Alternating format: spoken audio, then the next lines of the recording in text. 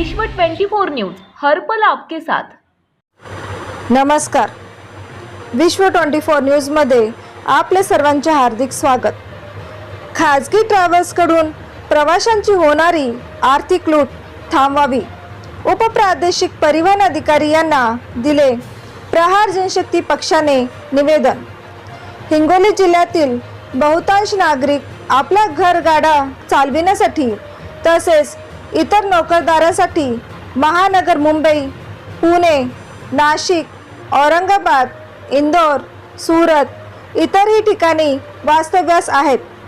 परंतु दिवाळीच्या पार्श्वभूमीवर आपल्या गावातील कुटुंबियांसोबत दिवाळी सण साजरा करण्यासाठी हे नागरिक मोठ्या प्रमाणावर येत असतात।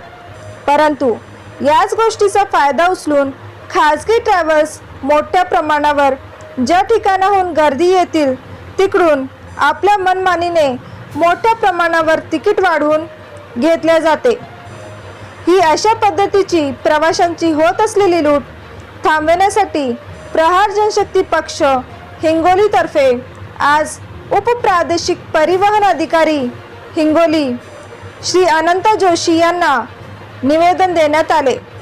यावेळी प्रहारचे युवा जिल्हा प्रमुख रवी उर्फ रॉबर्ट बांगर, प्रहारचे जिल्हा संघटक विलासराव आघाव उपस्थित होते।